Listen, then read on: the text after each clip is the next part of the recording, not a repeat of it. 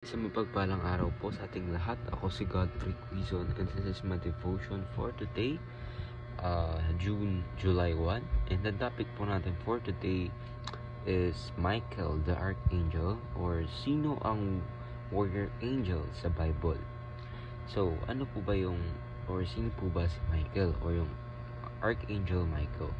So, Michael is described in scripture as an archangel, a chief angel who leads God's heavenly armies.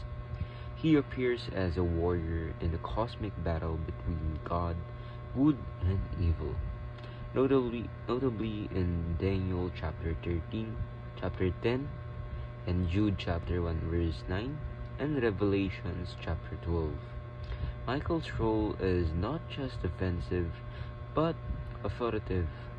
He stands guard over God's people and contends against the force of Satan. His presence reminds us that unseen spiritual battles are real, and that God has appointed powerful beings to fight for His purposes and protect His people. So, Archangel Michael daw is yung parang isa siyang chief sa heaven na angel. So, ibig sabihin mas malakas yung kapangyarihan niya kasi sa mga normal angels kasi siya ay may pwesto or may mataas na ranggo. So, sa scripture po natin for today is Daniel chapter 10 verse 13. Babasahin ko po. But the prince of the Persian kingdom resisted me 21 days.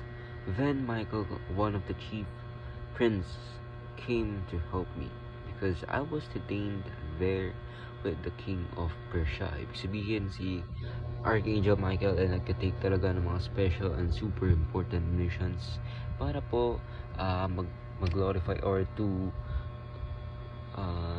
do yung kung ano ang gusto ng ating Panginoon sa atin, or yung talagang kailangan na power, yung manpower ni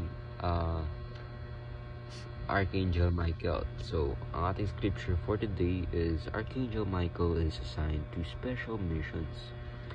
And second teaching is angelic beings see the bigger picture than we do. So, ibig sabihin daw po yung assigned special missions, kumbaga kung hindi magagawa talaga ng normal angels, sa pagkakaintindi ko po, si Archangel Michael yung gumagawa. Ibig sabihin yung time nga po in Revelations na kanyang nilabanan si Satan is I believe siya po talaga yung tumakos dun sa kay Satan, hindi yung ibang angels, dahil siya po talaga yung chief ng heavenly army.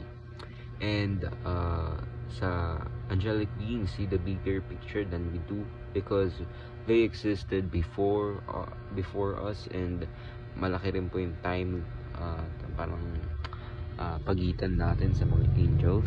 And of course, tayo mga tao is physical realm lang yung ating nakikita compared naman sa mga angels na kung saan amoys na ako. So, kung saan nakikita po ng mga angels lahat ng ginagawa natin dahil sila nga po ay spiritual beings, kasi tayo nga po ay physical beings, we're humans, diba? And talaga yung concept of reality talaga natin is only on physical things or yung matter. And yung mga angels, of course, even before we existed, nag-exist na sila, and hindi sila po kasi is hindi sila namamatay. So talagang nakabantay lang sila sa atin, and para paluin tayo kapag nagasimulo natin. So third teaching is a string that connects to the spiritual realm is prayer. So ibig sabihin, ang ating Panginoon, nakakontak lang po talaga natin siya sa panalangin. And kung di po tayo mananalangin, ibig sabihin hindi